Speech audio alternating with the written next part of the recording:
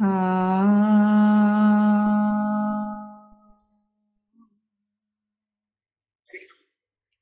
आ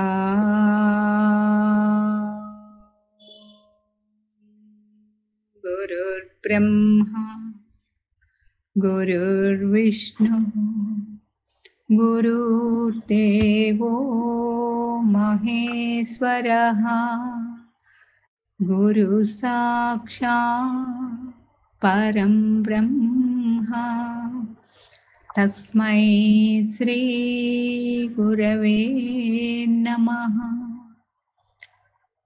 ब्रह्मानन्दं परमसुखदं केवलं ज्ञानमूर्तिं द्वन्द्वातीतं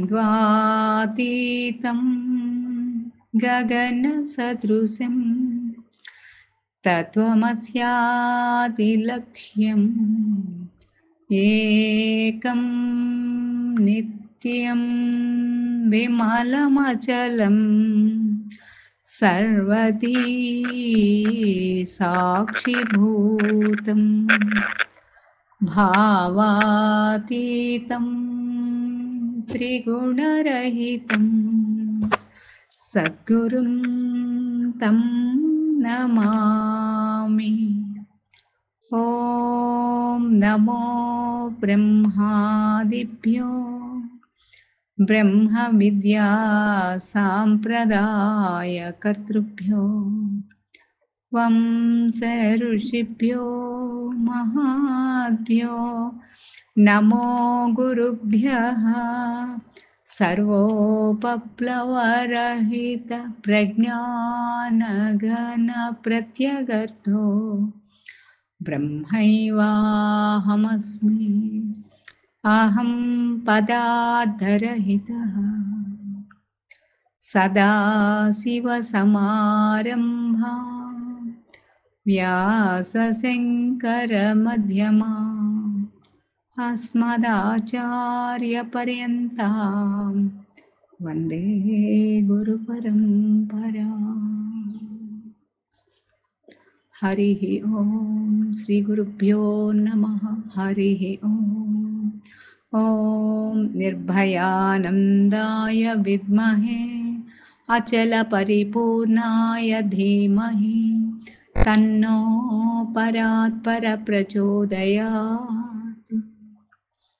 ॐ साईश्वराय विद्महे सत्यदेवाय धीमहि तन्नः सर्वः प्रचोदयात्। ॐ तत्पुरुषाय विद्महे महादेवाय धीमहि तन्नो रुद्रः प्रचोदयात्। ॐ सद्गुरुरूपाय विद्महे ज्ञानबोधामृताय धीमहि तन्नो श्रीविद्यासागर प्रचोदयात्। हरिः ॐ श्रीगुरुभ्यो नमः। हरिः ॐ श्रुतिस्मृतिपुराणानाम् आलयं करुणालयं नमामि भगवत्पादं शङ्करं लोकशङ्करं। शङ्करं शङ्कराचार्यं केशवं बादरायणं सूत्रभाष्यकृतं वन्दे भगवन्तौ पुनः पुनः। ईश्वरो गुरुरात्मेति मूर्तिभेदविभागिने व्योमवद्व्याप्तदेहाय दक्षिणामूर्तये नमः। हरिः ओम्। మనం భగవద్గీత కర్మయోగము 15 శ్లోకాల వరకు అధ్యయనం పూర్తి చేసుకున్నాము. ఈరోజు మనం 16, 17 తర్వాత చూద్దాము. చెప్పండి అమ్మా.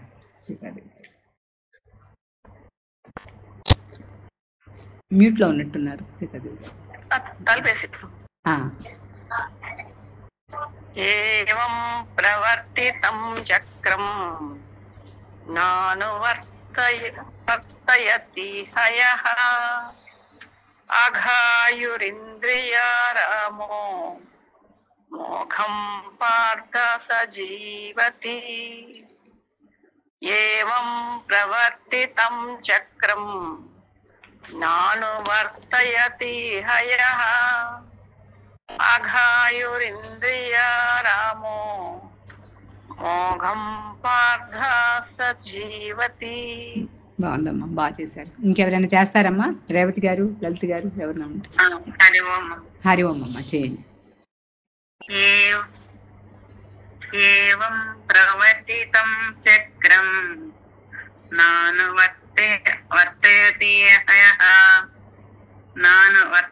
యః అఘాయ ఇంద్రియారామో మోఘం పార్థ సజీవతి ఏవం ప్రవర్తితం ఒకసారి సరిపోతుంది.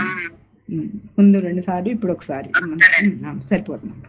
ఇది హరి ఓం పద విభజన చూసినట్లయితే ఏవం ప్రవర్తితం చక్రం న అనువర్తయతి యః యః అఘాయుః ఇంద్రియారామః మోఘం పార్థ సహ జీవతి అని విడదీసుకుంటే, పార్థ అంటే అర్జున, ఏవం ఈ రీతిగా ప్రవర్తింపబడిన చక్రం ఈ చక్రమును యహ ఎవడు ఇహ ఇచ్చట నా ప్లస్ అనువర్తయతి అనుసరించి నడుచుకొనడో సహ అతడు అఘాయు పాపమే ఆయుష్ కలవాడు, పాపాత్ముడు అని చెప్తున్నాడు.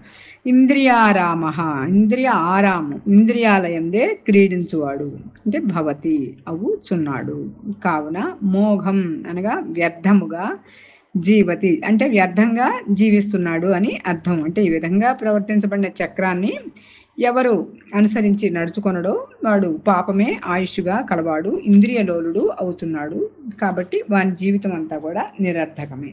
మనకి ఏంటి ఆ చక్రం మనకి చెప్పారు ముందు 4వ శ్లోకం నుంచి కూడా చెప్పుకుంటా వచ్చారు. అది సృష్టి చక్రం ఏదైతే ఉందో అది ఎట్లా వస్తుంది అనేది, అవన్నీ కూడా అక్కడ వేదము చెప్పినటువంటి యజ్ఞ యాగాది కర్మకాండలు ఏవైతే ఉందో వాళ్ళందరూ కూడా అందరూ చక్కగా దానిని ఆచరించి చిత్తశుద్ధి బ్రహ్మ సాక్షాత్కారము ఆ బంధముక్తి కోసం తప్పకుండా ఆచరించాలి అని అక్కడ ఆ ప్రకృతి చక్రాన్ని మనకి అది ధాన్యం ఎట్లా అయితే పండుతుంది అంటే ప్రకృతి చక్రం వల్ల దాంట్లో వర్షం వల్ల ధాన్యము, ఆ ధాన్యమేమో రక్తంగా మారి అంటే ఆహారము రక్తంగా రూపొంది రక్తం నుంచి శుక్ల శోణితాలుగా అంటే వీర్యము, వాటి ద్వారా మానవ శరీర సృష్టి, అట్లాగే మానవులు యజ్ఞాలు చేయగా ఆ దేవతలు వర్షాలు కురిపిస్తారు. ఇట్లా ఈ చక్రం కొనసాగుతూ ఉంటుంది. కాబట్టి మానవుడు కర్తవ్యంగా వేదంలో యజ్ఞాలు చెప్పబడ్డాయి. అసలు యజ్ఞం అంటే స్వయంగా అసలు భగవంతుడే, సాక్షాత్ పరమాత్మే. యజ్ఞం అనే క్రియ అట్లా యజ్ఞ భావంతో అట్లా ఆ యజ్ఞం అనే క్రియలోనే పరమాత్మ స్థితుడై ఉంటాడు అని మనకి చెప్పారు విస్తారంగా. మనకి 4వ శ్లోకం నుంచి చెప్పుకుంటూ వచ్చారు కదా. ఇప్పుడు దీనికి ఈ 16వ శ్లోకానికి భగవత్పాదుల యొక్క భాష్యాన్ని మనం చూసినట్లయితే అంటున్నారు. అనగా ఇక్కడ వరకు అవి చెప్పారు కదా, ఈ యజ్ఞ విధి అంటే ఆ యజ్ఞం అంటేనే సాక్షాత్తు పరబ్రహ్మమే అని మనకి అంత అట్లా అన్నం వల్ల ఆ సమస్త భూతాలుకి కూడా అన్నమే ఆధారం. మరి చూడండి, ఎప్పుడైనా ఆరోగ్యం బాగోకో ఏదైనా ఒక్కరోజు తినకపోయినా ఉండలేరు కదా. కాబట్టి ఆ సమస్త భూతాలు కూడా అన్నం వల్లనే పుట్టి అన్నం వల్లే వృద్ధి అవుతున్నాయి. మరి ఆ అన్నము ఆ మేఘుడు వర్షాల నుంచి వర్షం ఆధారంగా మరి అన్నం మనకి లభిస్తోంది. కాబట్టి ఈ ఆ మేఘాన్ని పుట్టించేది అంటే వర్షాన్ని పుట్టించేది యజ్ఞము. మరి కర్మ వలన ఈ యజ్ఞం పుడుతోంది అంటే యజ్ఞయాగాది కర్మల వలన అని. కానీ మరి ఈ స్థావర జంగమం అంతా కూడా అంటే విశ్వం అంతా కూడా ఈ అక్షర పరబ్రహ్మం చేతనే నిండి ఉంది. అయినప్పటికీ కూడా అర్జున ఈ కర్మరూపాన్ని అవతరించే ఈ యజ్ఞాల్లో ఈ వేద రూపుడు ఆ బ్రహ్మమే అక్షరుడై ఆ యజ్ఞంలో స్థితుడై ఉన్నాడు అని నువ్వు తెలుసుకో అని మనకి చెప్పారు 15వ శ్లోకం వరకు కూడా. ఇక్కడ ఏమంటున్నారు భగవత్పాదుల యొక్క భాష్యాన్ని చూసినట్లయితే, అనగా ఈ లోకమునందు ఏ మానవుడు కర్మాధికారి ఉండి కూడా ఈ విధముగా అంటే చేయగలిగి చేయగలిగిన శక్తి ఉండి కూడా కర్మలు తప్పకుండా, ఇప్పుడు జ్ఞానులు అజ్ఞానులు కూడా తప్పకుండా కర్మలు ఆచరించవలసిందే అనేది ఈ 3 శ్లోకాల్లో మనకి, ఎందుకు జ్ఞాని అయినా సరే ఎందుకు ఆచరించాలి, ఆత్మనిష్ఠుడు ఎందుకు ఆచరించాలి, అట్లాగే అజ్ఞాని ఎందుకు ఆచరించాలి అనేది ఈ 3 శ్లోకాల్లో చెప్తున్నారు. కాబట్టి మేము పూజ చెయ్యాలా, మానేసేయాలా, యజ్ఞాలు చేయాలా, ఇంకా ఈ సాధన నీకెందుకు వినుమాయ్యా అని అంటుంది కదా ఆచార సిద్ధాంతం అనేదానికి అసలు స్థానమే లేదనమాట. ఈ 3 శ్లోకాలు చూస్తే తప్పకుండా పూజలు చేయాల్సిందే అనేది పరమాత్మ ఎంత నొక్కి చెప్తున్నారో మనకు అర్థమవుతుంది. మానవుడు కర్మాధికారి ఉండి కూడా ఈ విధంగా ఈశ్వరుడి ద్వారా వేదము మరియు ప్రయత్నపూర్వకంగా తిప్పబడుతున్న ఈ జగత్ చక్రం, ఇప్పుడు మనం చెప్పుకున్న చక్రం అంటాను, ఈ జగత్ చక్రాన్ని అనుసరించి వేదాధ్యయనము అంటే యజ్ఞయాగాది క్రతువులు కర్మలు అన్న కర్మలు ఎవరైతే చెయ్యడో ఓ పార్థ, ఆ మానవుడు పాపముతో కూడి ఉన్న జీవితము కలిగి ఉండి మరియు ఇంద్రియారామ అనగా ఇంద్రియముల ద్వారా విషయముల యందు మునిగి తేలుచు వ్యర్థముగా జీవించును. ఇంద్రియారామ అని అంటే ఎప్పుడు ఎంతసేపు కూడా అక్కడ ఇంద్రియ విషయ లోలుడై అక్కడ విషయ సుఖాలే అవి వాటిని వదిలి ఉండలేక వాటితోనే రమిస్తున్నాడు అని అర్థం చేసుకోవాలి. అనగా అటువంటి ఇంకా వాడిని పాపాత్ముడుగా చెప్తున్నారు ఇక్కడ భగవత్పాదుల భాష్యంలో. అనగా అటువంటి PDF చూసిన వాళ్ళకి 73వ పేజీలో ఉన్నాం మనము, శంకర భాష్యం భగవద్గీత. అనగా అటువంటి పాపాత్ముడు జీవించడం కూడా, అసలు అటువంటి వాడు జీవించడం కూడా వ్యర్థమే, అసలు జీవించనక్కర్లేదు, జీవించి కూడా మరణించిన వాడి కింద లెక్క అని అంటున్నారు ఇక్కడ. అందువలన ఈ ప్రకరణమునకు తాత్పర్యం ఏమనా, అజ్ఞానియగు అధికారికి కర్మలు అవశ్యము తప్పకుండా చెయ్యాలి. అజ్ఞాని అగు అధికారికి కర్మలు అవశ్యము. అజ్ఞాని తప్పకుండా, ఇంకా అసలు జ్ఞాని చేసినా చేయకపోయినా పర్వాలేదేమో కానీ అజ్ఞాని అంటే ఆ జనన మరణ చక్ర భ్రమణంలో పడి తిరుగుతున్న ఎవరైతే ఉన్నాడో ఆ జీవుడు తప్పకుండా ఇవి చేయవలసిందే. అనాత్మజ్ఞ అనగా ఆత్మతత్వమును ఎరుంగనటువంటి అధికారి అయిన పురుషునకు ఆత్మజ్ఞానమునకు పొందుటకు అవసరమైన యోగ్యత కలుగనంత వరకు, జ్ఞాననిష్టను పొందుట కొరకు కర్మయోగానుష్ఠానము అవశ్యముగా చేయవలసి ఉండును. ఇక్కడెవరు ఇంకా తన స్వరూప జ్ఞానము తెలియదు కానీ సాధకుడు అనుకుందాం, సాధనలో ఉన్నాడు కానీ చేయని జ్ఞానులు అట్లాగే స్వరూపనిష్టగా మహానుభావులు గురువులు ఉంటారు కదా, వాళ్ళు చేయటం లేదే, మరి వాళ్ళు చేయట్లేదు కాబట్టి నేను కూడా చేయక్కర్లేదు అని అనుకోవటానికి అసలు అక్కడ ఏమీ అవకాశమే లేదు. చెయ్యాల్సిందే తప్పకుండా. ఎప్పుడు నీకు స్వరూపనిష్ఠుడు అయ్యే వరకు కూడా ఇంకా దాంట్లో నీకు ఛాయిస్ లేదు, చెయ్యాల్సిందే. తర్వాత ఇది నకర్మణ మనారంభాత్ అంటే మనం చెప్పుకుంటున్నాం ఇప్పుడు ఈ 3వ అధ్యాయంలోనే 4వ శ్లోకం నుంచి ఇవే చెప్తున్నారు కదా. అలాగే శరీరయాత్రాపిచ తేన ప్రసిద్ధేద కర్మణ అని 8వ శ్లోకం వరకు కూడా ఇదే చెప్పారు. ఇట్లా అది తప్పకుండా కర్మలు అజ్ఞాని అయిన వాడు చేయవలసిందే. యజ్ఞార్థాత్ కర్మణో అన్యత్ర అంటే 9వ శ్లోకం నుంచి మోఘం పార్థ సజీవతి 16 వరకు, ఈ 16 శ్లోకం వరకు కూడా చెప్పబడిన గ్రంథం ద్వారా కూడా ఆత్మజ్ఞానము అంటే స్వరూపనిష్ఠుడు కానటువంటి వాడు, ఆత్మజ్ఞానం లేనటువంటి కర్మాధికారి కొరకు కర్మానుష్ఠానము చేయుటయందు అనేకములైన కారణములు ప్రసంగానుకూలముగా చెప్పబడినవి. మరియు ఆ కర్మలు చేయకుండా కలుగు అనేక దోషాలు, ఏది చేయకపోతే ఎట్లా వస్తుంది, మరి పంచసోనాలనే ఆ రోజు మనం చేసే నిత్య నైమిత్తిక కర్మలలో అనుకోకుండానే మనకి వచ్చే, మనకు కావాలని చేయకపోయినా వచ్చే ఆ పాపాలు ఎట్లా తొలగించబడతాయి, ఇవన్నీ మనం చూసాం కదా. ఇవన్నీ కూడా ఆ దోషాలన్నీ తొలగాలి అని అంటే తప్పకుండా కర్మ చేయవలసిందే, ఎవరైనా సరే చేయవలసిందే. కర్మ జ్ఞానికి ఒక రకంగా ఛాయిస్ ఉంది, చేయకపోయినా పర్వాలేదు, కానీ ఆయన మొత్తం సమాజం కోసం ఆయన, ఎందుకంటే ఆయన చేయకపోతే మిగిలిన వాళ్ళు చేయరు కాబట్టి ఆయన చేస్తారు, వారికి అసలు చెప్పనక్కర్లేదు.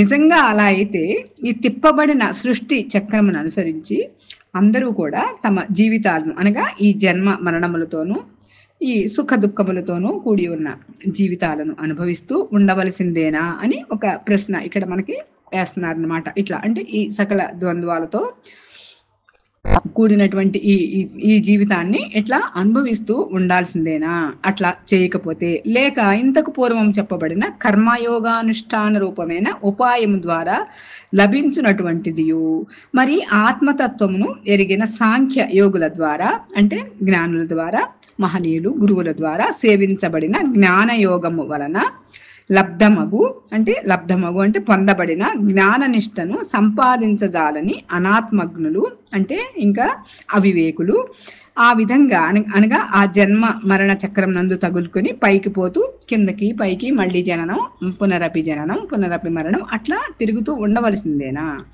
అని అర్జునుడు ఇలా అడుగుతాడేమోనని ఇంకా అడగలేదు. అర్జునుడు ఇలా అడగవచ్చునని భగవానుడు తన మనసునందు శంకించిన వాడై మనసులో ముందుగానే ఇట్లా ఒకవేళ అడుగుతాడేమోనని అడగకుండా ముందే పరమాత్మ ఇలా చెప్తున్నారు.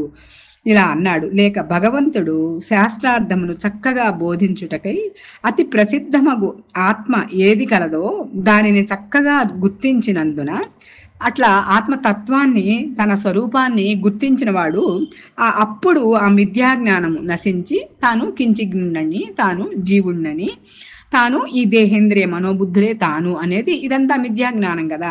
కానీ దానికి ఆధారంగా ఉన్న ఈ శరీరానికి ఆధారంగా ఉన్న శరీరిని తాను అని ఎప్పుడైతే గుర్తిస్తాడో, ఎప్పుడైతే అక్కడ నిర్ణయంగా ఉంటాడో వాడు జ్ఞాని అని అర్థం చేసుకోవాలి. అప్పుడు గుర్తించినందున ఆత్మ ఏది కలదో దానిని చక్కగా గుర్తించినందున మిథ్యాజ్ఞానము నశించిన మహాత్ములైన బ్రాహ్మణులు అజ్ఞానుల ద్వారా అవశ్యముగా చేయబడుచున్న దారాపుత్రాది అంటే భార్య బిడ్డల పోషణ త్రయమును తొలగించుకొనిన వారే కేవలము శరీర పోషణార్థము భిక్షాటనమే చేస్తారు. వాళ్ళకి ఇంకా ఆ భార్య బిడ్డల్ని పోషించుకోవడానికి అది కూడా లేకుండా ఇంకా శరీర పోషణార్థం కోసం కేవలం భిక్షాటనం చేసి జీవిస్తారు. అటువంటి వారికి ఆ జ్ఞాననిష్ట కంటే వేరుగా మరే ఇతర కర్తవ్యము కూడా ఉండదు. అక్కడ తన స్వరూపంలో తానుండి ఆ రోజుకి ఈశ్వరానుగ్రహంగా ఏది వస్తే అది ఆ ఉదర పోషణార్థం స్వీకరించి అట్లా జీవన్ముక్తుడైన వాడు అలా ఉంటాడు. దానికోసం ఏ విధంగానూ కూడా ఏ విధమైన కర్మలు చేయకుండా అతను అట్లా ఉదాసీనంగా అట్లా ఉంటాడు. ఇటువంటి శృతి తాత్పర్యాన్ని ఈ గీతాశాస్త్రం ద్వారా ప్రతిపాదించుటయందు అభిరుచి కలవారే ఆ శృత్యర్థము వచ్చున్నట్లుగా చెప్పుచున్నారు అనేది ఈ భగవత్పాదుల యొక్క భాష్యాన్ని మనం చూసినట్లయితే అట్లా. అయితే ఇక్కడ ఏమంటున్నారు మనకి ఇందులో వేదముచే అంతవరకు భాష్యం ఉంది. వేదముచే ఈ నిర్దేశింపబడినటువంటి ఈ యజ్ఞ చక్రం ఏదైతే ఉందో ఆ చక్రంలో బాధ్యతని నెరవేర్చలేని వాళ్ళు పాపులు అని అంటున్నారు. ఇది ఒక్కొక్క పాయింట్ మనం చూసినట్లయితే అలా చేయలేని వాళ్ళు, అలా కర్మానుష్ఠానం అట్లా ఆచరించలేని వాళ్ళు పాపులు. అయితే వారి జీవితమే వ్యర్థం అనేది ఒక పాయింట్, 2 పాయింట్స్ చెప్పారు. అట్లాగే అది చేసేది ఎట్లా చేయాలంటున్నారు, యజ్ఞభావంతో అంటే నిష్కామ బుద్ధితో చేయబడేదే అసలు. నిష్కామ బుద్ధి అంటేనే యజ్ఞభావం. అంటే అక్కడ ఏది ఒక ప్రయోజనాన్ని ఆశించకుండా చేసేది, ఒక ప్రతిఫలాన్ని ఆశించకుండా ఫలాపేక్ష లేకుండా చేసేదే, అదే నిష్కామ బుద్ధితో చేసేది యజ్ఞం అవుతుంది. అది చేయబడేదే యజ్ఞం. అయితే ఈ సర్వవ్యాపక ఈ పరబ్రహ్మ శక్తి అంతా జగత్తంతా ఇమిడి ఉంది అని చెప్పుకున్నాం కదా. అట్లా ఈ యజ్ఞ రూపమనే ఈ సదాచారము సత్కర్మల చేత ఈ భగవంతుణ్ణి లేదా ఆ దేవతారాధనలు అంటే దేవతల్ని సంతృప్తిపరిచే యజ్ఞాలు కానీ అట్లా చేయని వాడు మరి అక్కడ ఇంకా ఏమన్నారు, ఇక్కడ త్యాగ బుద్ధి అట్లాగే పరోపకారం బుద్ధి లేనివారు ఎట్లయితే ఉందో అంటే సాత్వికమైన జీవనం లేని వాళ్ళు అని కూడా మనం అర్థం చేసుకోవచ్చు. ఈ సంసార చక్రంలో అంటే ఈ జనన మరణ సంసార చక్రంలో మళ్ళీ వచ్చిపోతూ తిరుగుతూ ఉంటారు. అయితే ఈ పైన చెప్పినటువంటి ఈ ధర్మాచరణ చేయని వాళ్ళు ఎవరైతే ఉన్నారో వాళ్ళందరూ కూడా భగవంతుణ్ణి మర్చిపోయిన వారు అంటే అఘాయువులు అంటే పాపపు బతుకు కలవారు అని. అఘాయువులు అంటే పాపులు అని చెప్పారు కదా అని అంటున్నారు. ఇంకా ఏమంటున్నారు, ఇంద్రియ విషయాసక్తులే ఎంతసేపు కూడా ఆ విషయ సుఖాల పట్ల మాత్రమే అనురక్తులై వాటి అందే ఆపేక్షతో ఆ విషయాసక్తులై ప్రవర్తించేవారు. వీళ్ళందరూ కూడా పాపపు జీవనము, పాపులు అని అన్నారు కదా. ఇంకా ఇంద్రియారాములు అంటున్నారు, అంటే ఆ ఇంద్రియ సుఖాల పట్ల మాత్రమే అక్కడ వాళ్ళకి ఆసక్తి, మిగిలినవేవి పట్టించుకోని వాళ్ళు. అట్లాగే వారిది మోఘ జీవితము, అంటే వ్యర్థమైన జీవితము. ఈ శ్లోకంలో మనకు చెప్పిన పాయింట్స్ వ్యర్థ జీవితము. ఇంకా మానవ జన్మ సార్థకం చేసుకోవాలి అంటే ఈ వేరు ఆధ్యాత్మిక స్థాయిలో ఉన్న అన్ని ప్రాణులు కూడా అక్కడ క్రమశిక్షణలో ఉంచి, మరి అందుకే కదా మనకి స్వామి మరి చతుస్సంధ్యా సాధనలు మరి ఇవన్నీ మనకి ఎందుకు చెప్పారు, మరి అందరికీ శివలింగాలు ఇచ్చారు. మరి అందరూ ఇప్పుడు మరి రోజు చమకం చేస్తున్నారు, అభిషేకాలు చేస్తున్నారు కదా.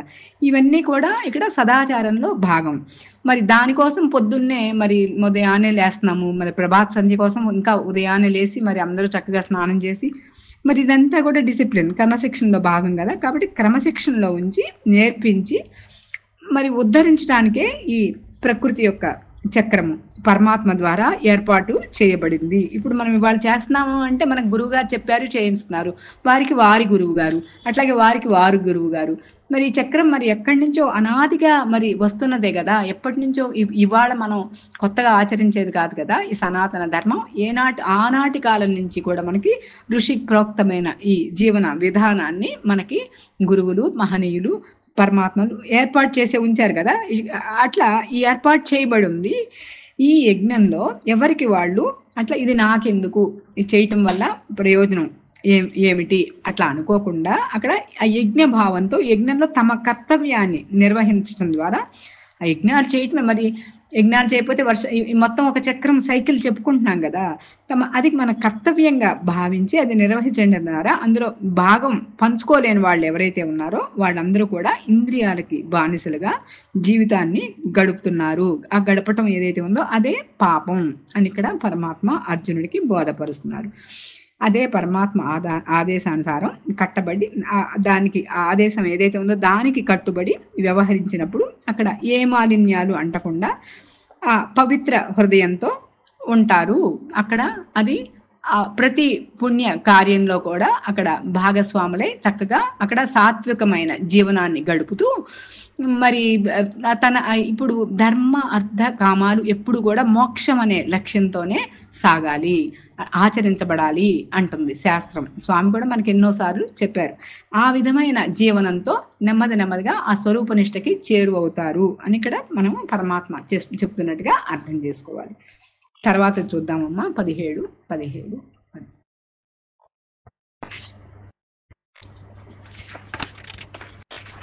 యస్మాత్ స్మరతిరేవ స్యాత్ ఆత్మతృప్తస్య మానవః ఆత్మన్యేవ చ సంతుష్టః తస్య కార్యం న విద్యతే. యస్మాత్ స్మరతిరేవ స్యాత్ ఆత్మతృప్తస్య మానవః ఆత్మన్యేవ చ సంతుష్టః తస్య కార్యం న విద్యతే. ఎవరైనా చేస్తారమ్మా ఇంకొకసారి? మైథిలి రాణి గారు చేయండి అమ్మా, ఎవరో ఒకళ్ళు ఇంకొకసారి చేయండి. 17వ శ్లోకం చెప్పండి అమ్మా, చేయండి. పుష్పవల్లి గారు చేయండి అమ్మా. సరే.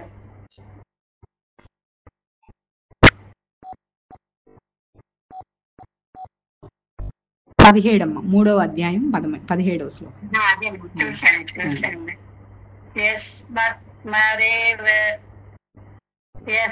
యస్త్వాత్మరతి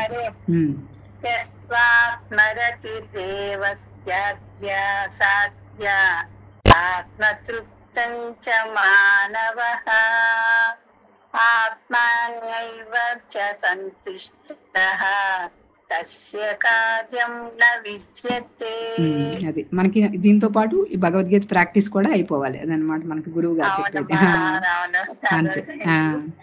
ఇది పద విభజన మనం చూసినట్లయితే యహ తు, పర్వాలేదమ్మా ఎవరైనా నెమ్మదిగా చదివితే వచ్చేస్తుంది, అది తప్పులు లేకుండా చదువుతున్నాయి కదా, వచ్చేస్తుంది. ఆత్మరతి ఏవ స్యాత్ ఆత్మతృప్తః చ మానవః ఆత్మని ఏవ చ సంతుష్టః తస్య కార్యం న విద్యతే.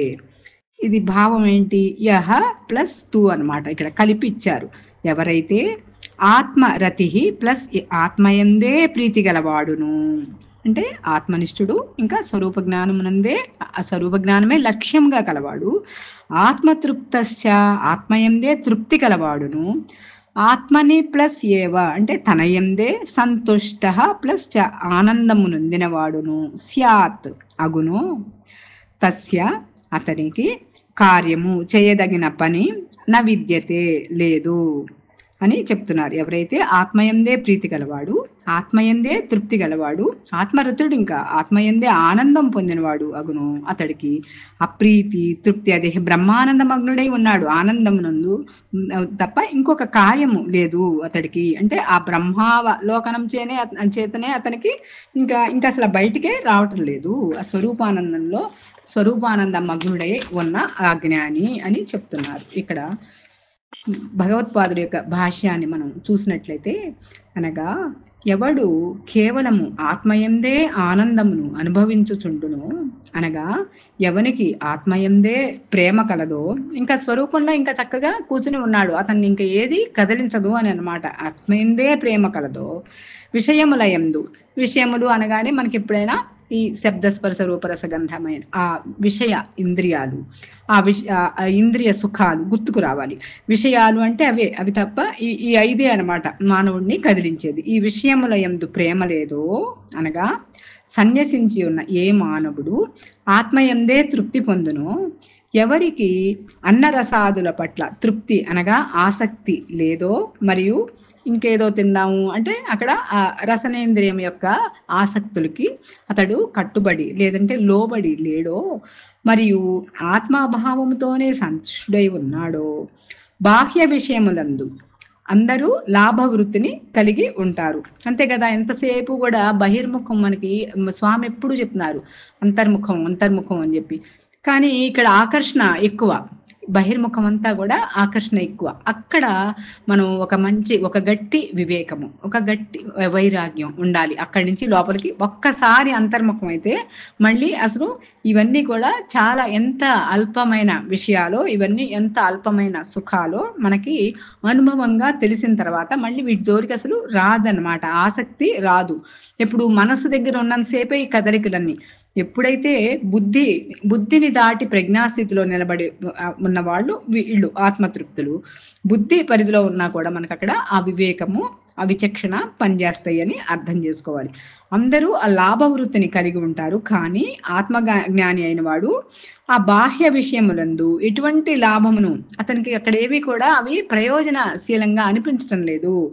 లాభమును చూడక ఆత్మయందే సంతుష్టుడై హాయిగా ఉంటాడు, సంతుష్టుడై ఉండును. అనగా అన్ని విషయముల వైపు నుండి కూడా తృష్ణారహితుడై, అంటే అక్కడ తృష్ణ అంటే అక్కడ ఇచ్ఛ లేదా దప్పిక, ఏ విధమైనటువంటి అక్కడ ఆ దాహం లేదు అక్కడ. ఎందుకంటే అటువంటి ఆత్మజ్ఞాని అయిన వాడికి ఎటువంటి కర్తవ్యములు ఉండవు. ఇది చెయ్యాలనో ఇది చేయలేను, ఏది ఎదుటి పడితే దాన్ని పూర్తి అంగీకారంతో దాన్ని పూర్తి చేసుకుని అట్లా ఉదాసీనంగా నిత్య తృప్తుడికి ఇంకేదో కావాలని ఏముంటుంది, అటువంటి వానినే ఆత్మజ్ఞాన నిష్ఠ సాంఖ్య యోగి అని చెప్పుదురు. అట్లేలయనా అని మళ్ళీ తర్వాత శ్లోకంలో కూడా ఇంకా కొంత మనకి కొనసాగించి చెప్తున్నారు. అంటే ఇక్కడ ఏం చెప్తున్నారు, మనకి ఒక్కొక్క పాయింట్ మనం చూసుకున్నట్లయితే ఈ కర్మయోగం అనే విధి ఎవరికి అవసరము అనేది ఈ శ్లోకం చక్కగా అసలు ఎవరికి అవసరము, ఎందుకు చెయ్యాలి అనే చెప్తోంది ఈ శ్లోకం. ఆత్మ తృప్తులు అంటే అక్కడ ఆత్మ సంతుష్టుడు అయిన మహనీయుడు, అంటే స్వరూప జ్ఞాన నిష్ఠుడైన అతడు, ఈ ఆత్మ సంతుష్టుడైన మహనీయుడు ఆ కర్మ సంబంధమైనటువంటి విధి అతనికి లేదు.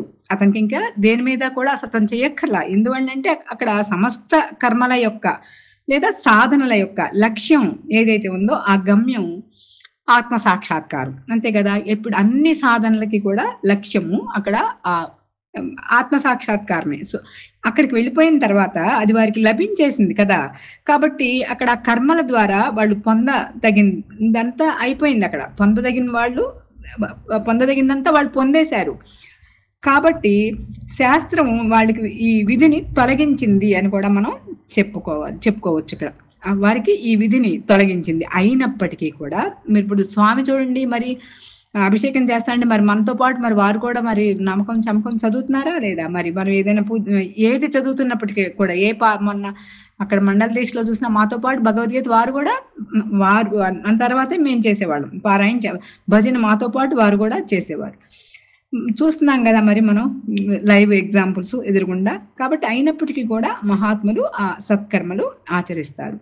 వారు కర్మ చేసినా చేయకపోయినా కూడా దోషం లేదు. ఇది ఖచ్చితంగా ఆయన చేయరు, మనకు చెప్తారు అనుకునే అసలు వాళ్ళు చేయకుండా ఉండరు. ఇక్కడ మరి వైజాగ్లో స్వామిని చూసినాక కూడా ముందు అసలు ఆయనే భజన ఎంతో చక్కగా ఆయన స్టార్ట్ చేసినాకే మిగిలిన వాళ్ళు కదా మరి ఏది చేసిన అభిషేకాలు మరి ఎన్ని చేస్తున్నారు.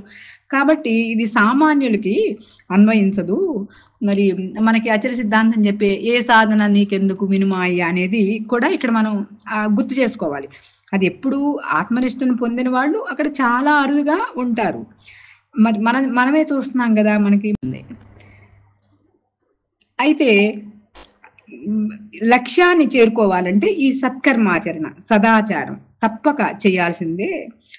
మన లోపలే ఉన్నటువంటి ఆ శాశ్వతమైనటువంటి అది ఎక్కడన్నా బయట నుంచి వచ్చేదా కాదు, అది ఎక్కడుంది నీలోనే ఉంది, అంతే కదా. బయట నుంచి వచ్చేది కాదు, మళ్ళీ సాధన సాధ్యం కాదు, అది నువ్వే అయి ఉన్నది. ఏంటి మనం చేయాల్సింది అక్కడ? గుర్తించటమే. నేనేమి ఇది కాదు కదా, ఈ దేహ ప్రారంధానుసారం దేహము దాని విధులు దాని పని అది పూర్తి చేసుకుని పోతుంది. నేను ఎప్పుడు కూడా దానికి వేరే ఉన్నవాడిని, నేను శరీరిని కదా అని నిరంతరము కూడా అది గుర్తు ఉండాలి అనేది ఇక్కడ మనం బాగా గుర్తుపెట్టుకోవాలి. ఆ మన లోపలే ఉన్నటువంటి ఆ శాశ్వత నిరతిశయ ఆనందం అది ఎప్పుడు నీలోనే ఉంది, నీ స్వరూపమే ఆనందం. కానీ ఇక్కడ బయట ఆనందం కోసం అది ఎందుకట్లా బయట ఆనందం అలవాటైపోయింది నీకు అభ్యాస దోషం వల్ల. కాబట్టి మన హృదయంలో అంతర్ముఖంలో పొందవలసిన దాన్ని బయట ఎతుకుతున్నాం, విషయాల్లో ఎతుకుతున్నాం. ఒక్కసారి ఆ బ్రహ్మానంద మగ్నత చెందినప్పుడు ఈ ఇవన్నీ కూడా తుంపరానందాలు అంటుంది ఉపనిషత్తు. ఇక్కడ మానవహ అన్నారు. ఇక్కడ మానవహ అంటం వల్ల ప్రతి ఒక్కరికి కూడా ఈ స్వరూపానుభవాన్ని ఆ జీవన్ముక్త స్థితిని పొందటానికి అర్హత ఉన్నది. అర్హత ఉన్నటువంటి అసలు నువ్వు అది అయ్యే ఉన్నది. ఇక్కడ మరి శాస్త్రము ఇక్కడ స్త్రీలు ఇక్కడ ప్రవేశం లేదని, వేదం నేర్చుకోకూడదని అట్లాంటి ఏం లేదు. ఈ జాతి మత కుల భేదం లేకుండా అక్కడ జాతి మత కుల లింగ భేదం లేకుండా అని కూడా మనం చెప్పుకోవచ్చు. లేకుండా ఎవరైనా సరే ఆ మహోన్నతమైన స్థితిని పొందే ప్రయత్నం తప్పక చేయవచ్చు అనేది ఇక్కడ మనకి ఈ శ్లోకంలో మనం గ్రహించాలి. అట్లాగే ఒక పనిని సాధించేంత వరకు కూడా దానికి సంబంధించినటువంటి నియమాలు తప్పకుండా పాటించాలి, ఆచరించి. మనకి ఇక్కడ గురువుగారు ఎప్పుడు అంటూ ఉంటారు, ఏదైనా ఒక శాస్త్ర విహితమైనటువంటి కర్మ చేస్తున్నాము అంటే తప్పకుండా అక్కడ చెప్పిన ఆ నియమాలన్నీ ఆ విధులన్నీ కూడా తప్పకుండా ఎలా చెప్పిందో అట్లా చేయవలసిందే తప్పకుండా. అక్కడ స్వామి కూడా మరి ఎప్పుడు చెప్తూ ఉంటారు, అక్కడ భావాద్వైతం సదా ఆచరే క్రియాద్వైతం నా కుర్యాత్. క్రియలో అద్వైతం ఎప్పుడు కూడా అది ఆమోదనీయం కాదు, అభిలషణీయం కాదు అని ఎప్పుడు చెప్తూ ఉంటారు. ఇట్లా నియమాలన్నీ కూడా ఇంకా ఎట్లా మనం ఒక ఎగ్జాంపుల్గా చూసినట్టయితే, మనం ఒక స్కూల్లో లేదంటే ఒక కాలేజీలో ఒక విద్యార్థి ఉన్నంత కాలము అక్కడ రూల్స్ రెగ్యులేషన్స్ ఏవైతే ఉన్నాయో ఆ డిసిప్లిన్ 9 గంటకి రావాలంటే రావాలి, అసెంబ్లీకి వెళ్ళాలంటే వెళ్ళాలి, అట్లాగే యూనిఫామ్ ఏదంటే అవే వేసుకోవాలి కదా. రూల్స్ రెగ్యులేషన్స్ మరి పాటించాలి తప్పనిసరిగా. అక్కడి యొక్క ఆ రూల్స్ ఏవైతే ఉన్నాయో వాటిని గౌరవించాల్సిందే. అదే అక్కడ కాలేజీ నుంచి బయటకు వచ్చేసారు, ఆ డిగ్రీ తీసేసుకున్న తర్వాత ఇంకా నియమాలతో తనకేమీ సంబంధం లేదు కదా, అక్కడ పని లేనట్లుగా అనమాట. ఇక్కడ అది ఎప్పుడైతే మనం ఆచరిస్తున్నామో అవన్నీ కూడా యజ్ఞభావంతో యజ్ఞ విధి అంతా కూడా అక్కడ శాస్త్రం చెప్పిన దానికి ఏమాత్రం అక్కడ శాస్త్ర నియమాన్ని ఉల్లంఘించకుండా ఆచరించాల్సిందే అని ఇక్కడ చెప్తున్నారు. అట్లాగే ఆత్మ సాక్షాత్కారాన్ని అంటే అంతవరకు అలా ఆచరించాల్సిందే. ఆత్మ సాక్షాత్కారాన్ని పొందిన తర్వాత అంటే గమ్యాన్ని చేరుకున్న తర్వాత ఇంకా అక్కడ నియమాలు వర్తించినట్లుగా ఆ వైదిక విధానాలతో ఆ వైదిక విధి విధానాలతో పని లేదు అని ఇక్కడ చెప్తున్నట్టుగా మనం అర్థం చేసుకోవాలి. 18వ కూడా చూద్దాం. ఎందుకంటే అనగా అన్నారు కదా, అట్లేలయనా అన్నారు కదా, కాబట్టి ఇది కూడా చదివితే మనకు ఒక క్లారిటీ వస్తుంది. నైవ తస్య కృతేనార్థో నా కృతే నేహ కశ్చన న చాస్య సర్వభూతేషు కశ్చిదర్థవ్యపాశ్రయః నైవ తస్య కృతేనార్థో నా కృతేనేహ కశ్చన న చాస్య సర్వభూతేషు కశ్చిదర్థవ్యపాశ్రయః. ఇంకెవరైనా చేస్తారమ్మా? ఎవరైనా చేయండి. ఎవరైనా ఆసక్తి ఉన్నాడు చేయండి అమ్మా. ఇంకొకసారి హరిహోం అమ్మ చేయండి పద్మావతి గారు. నైవ తస్య కుటేనార్థో నా కుటేనః కచ్చన న చాస్య సర్వభూతేషు కచ్చిదర్థవ్యపాశ్రయః. ఇది పద విభజన చూసినట్లయితే నా ఏవ తస్య కృతేన అర్ధః న అకృతేన ఇహ కశ్చన న చ అస్య సర్వభూతేషు కశ్చిత్ అర్ధ వ్యపాశ్రయః. అది అట్లా విడదీసుకునే అర్థాలు చూస్తే తస్య అంటే ఇక్కడ చెప్పారు కదా అట్లేలనా అని చెప్పి అంటున్నారు కదా ఇందాక మనకి. అట్లేలయనా అంటే తస్య అంటే ఆ బ్రహ్మవేత్తకు ఇహ ఇచ్చట కృతేన చేయబడుట చేత అర్ధః ప్రయోజనము నా ప్లస్ ఏవ లేనే లేదు అకృతేన చేయబడకుండుట చేత కశ్చన ఒక్కనొక్కటి కూడా నా లేదు చ మరియు అస్య ఆ బ్రహ్మవేత్తకు సర్వభూతేషు సర్వ ప్రాణులయందు అర్ధవ్యపాశ్రయ ప్రయోజనమునకు ఆధారమైన కశ్చిత్ ఒక్కనొక్క పదార్థం కూడా అక్కడ అతను లేదు. అంటే ఆ బ్రహ్మనిష్టని సాధించి ఆ బ్రహ్మానంద పరసుడైన ఆ మహాత్ముడు ఎవరైతే ఉన్నారో అతనికి ఇంతకంటే ప్రయోజనమైంది ఏది ఇంకోటి లేదు. ఏదైనా ఇతర కర్మలు చేసినా కూడా దానివల్ల అతడికి ప్రయోజనం లేదు. ఒకవేళ ఒక కర్మ చేయకపోయినా కూడా అతడికి వచ్చిన నష్టం కూడా ఏమీ లేదు ఇతనికి. అంటే ఈ బ్రహ్మనిష్ట కంటే ఇతర కర్మ అంటే ఏది సాధించాల్సి ఉందో ఆ అల్టిమేట్ అది సాధించేసిన తర్వాత ఇంకా అతనికి ఇంకేముంటుంది కర్తవ్యం. ఖచ్చితంగా ఇంకా అతనికి చేయవలసింది ఏమీ లేదు. అట్లా అని చేయకపోవటం వల్ల వచ్చే నష్టం కూడా లేదు అని ఖచ్చితంగా నిర్ణయంగా చెప్తున్నారు పరమాత్మ. ఇక్కడ భగవత్పాదుల యొక్క భాష్యాన్ని చూసినట్లయితే ఇక్కడ మనకి పై శ్లోకంలో అట్లేలైనా అనగా మళ్ళీ మనం రేపటికో ఎప్పుడో ఇది మళ్ళీ చదువుకుంటే అది కనెక్షన్ లేకుండా ఉంటుందని మనం ఈ రోజే ఇది కూడా చూస్తున్నాము.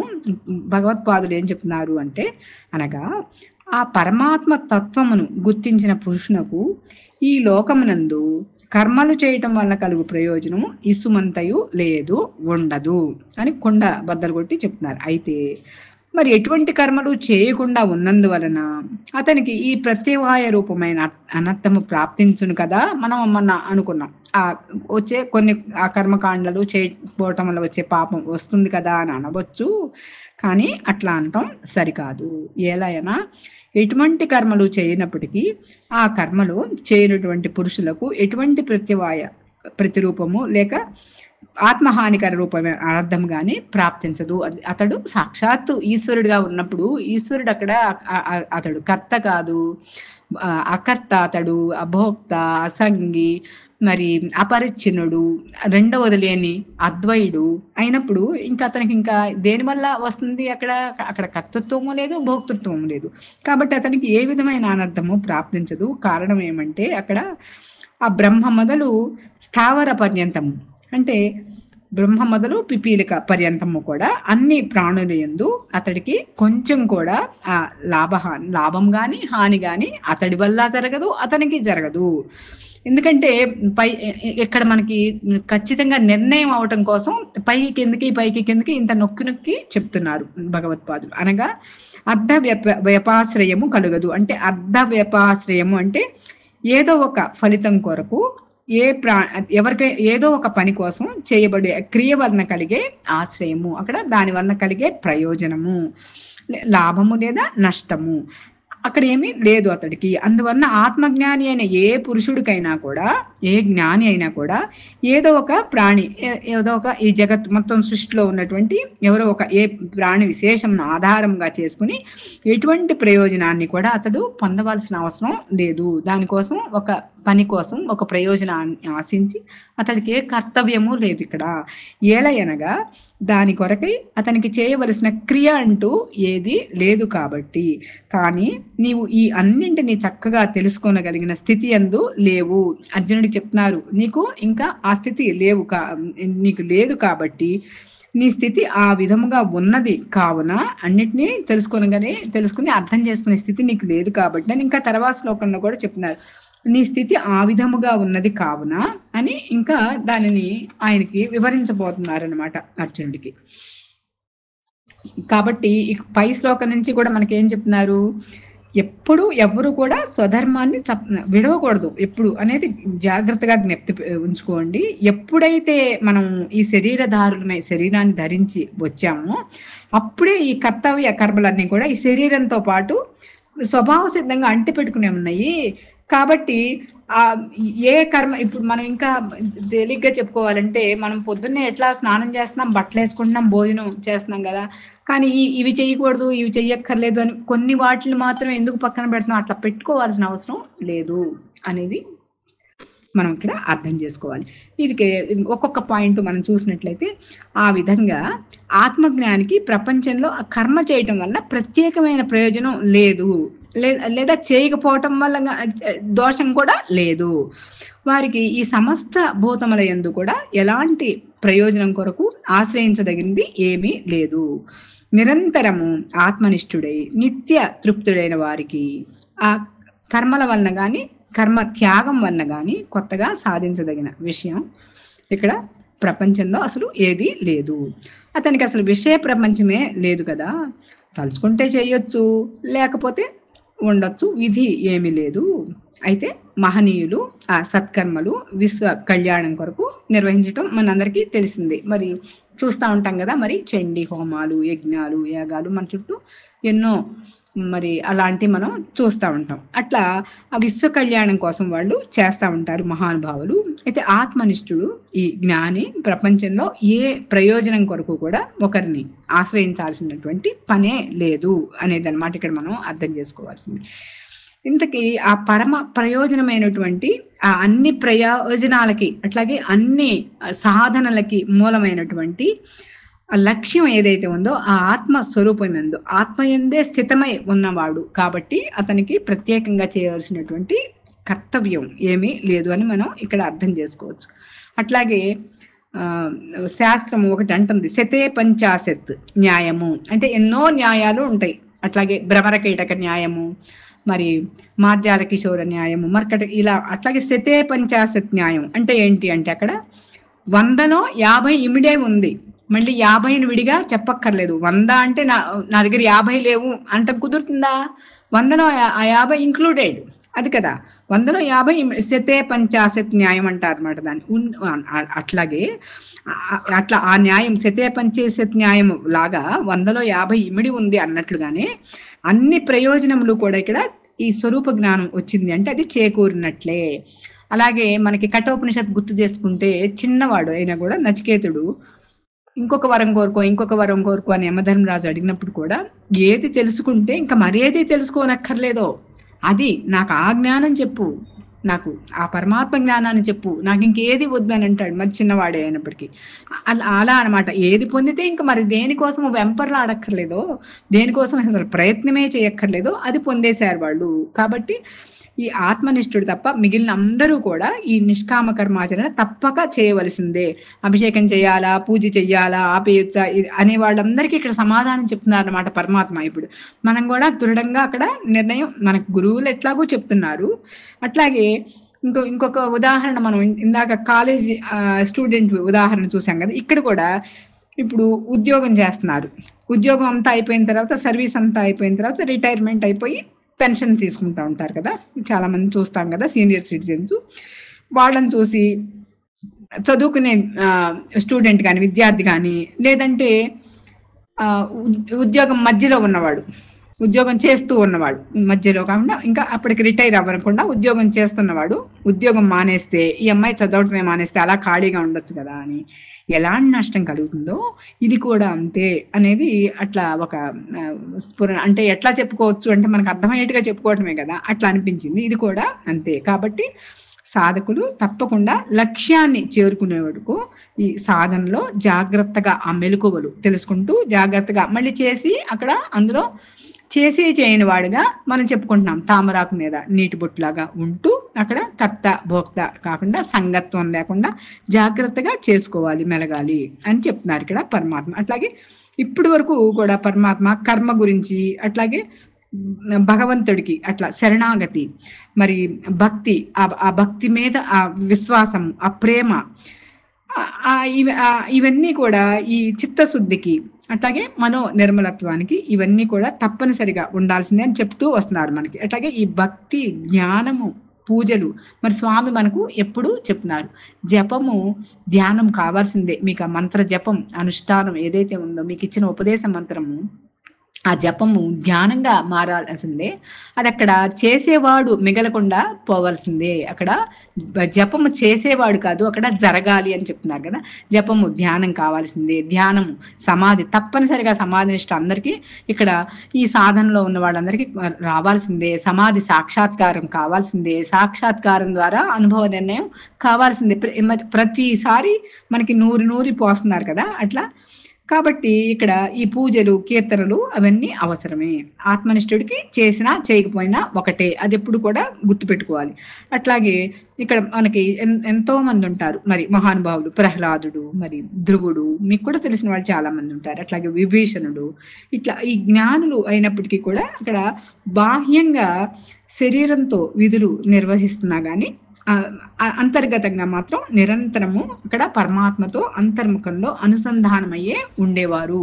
అది మనకి మరి తెలుస్తుంది కదా. మనకి స్వామి హనుమని మరి చూసినట్లయితే మరి అంత పట్టాభిషేకం జరిగిన ఆ సభలో మరి అమ్మవారు స్వామి ఎన్నోసార్లు చెప్తూ ఉంటారు మనకి ఎగ్జాంపుల్, అందరికీ అన్ని ఇచ్చాము, హనుమకి ఏమి ఇవ్వలేదు అని ఆ ముత్యాల దండ ఇచ్చినప్పుడు ప్రతి ముత్యము కొరికి చూసి ఇందులో నా రాముడు ఉన్నాడా, ఇందులో నా రామనామం వినిపిస్తుందా అంతా కొరికి ఆ హనుమకి ఎందుకు ఇచ్చావు ఆ దండాన్ని స్వామి అంటే కూడా అందరికీ అన్ని ఇచ్చాను, ఇవ్వలేదు తనకి ఏమి అని ఇచ్చాను అని చెప్పి అన్నప్పుడు కూడా నాకు రామనామం వినిపించింది, అది ఎంత విలువైంది అయితే మాత్రం నాకెందుకు అని మొత్తం పూసలన్నీ కొరికేసేస్తాడు కదా స్వామి హనుమ.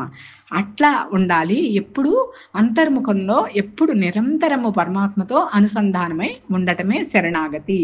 ఎప్పుడు బయట ఏ పని చేస్తున్నప్పటికీ కూడా మీదైన స్వరూపనిష్టలో మీరు దీనికి ఏ సాధన చేద్దాం అనేది మనం దీని తర్వాత డిస్కషన్లో మనం చెప్పుకున్నాం.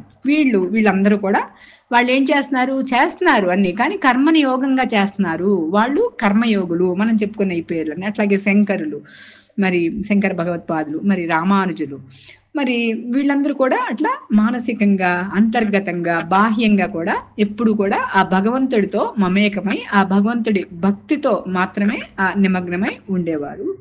పరమాత్మని ఆశ్రయించి ఆ శరణాగతులై ఉన్నవాళ్ళు అలా ఉండాలి. జ్ఞాని అంటే ఇప్పుడు మనకి ఎదురుగుండా మరి ఆచరించి వారు పొందే మరి చూపిస్తున్నారు కదా, వాళ్ళు చేయకుండా వాళ్ళు గోల్ రీచ్ అవ్వకుండా చెప్పట్లేదు కదా మరి గురువులు. మరి వారు చేసినప్పుడు, గురువు గారు చేసినప్పుడు మరి మనం కూడా వారు చెప్పే విధానంలో మనం కూడా వెళ్ళి దాన్ని అందుకోవాలి కదా అనేది తప్పనిసరిగా మనకి అక్కడ ఉండాలి అని మనం అర్థం చేసుకోవాలి. మనం కూడా పొందగలము.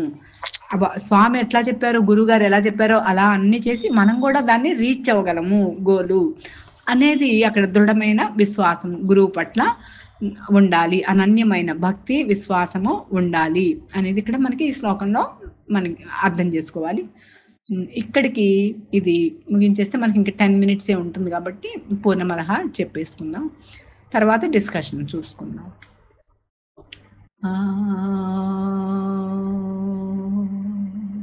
పూర్ణమద పూర్ణమిదం పూర్ణాత్ పూర్ణముదచ్యతే పూర్ణస్య పూర్ణమాదాయ పూర్ణమేవావశిష్యతే. ఓం తత్సత్. ఓం శాంతి శాంతి शान्तिः। हरिः ॐ श्रीगुरुभ्यो नमः। हरिः ॐ। ॐ नमो भगवते स्वामी निर्भयानन्दाय।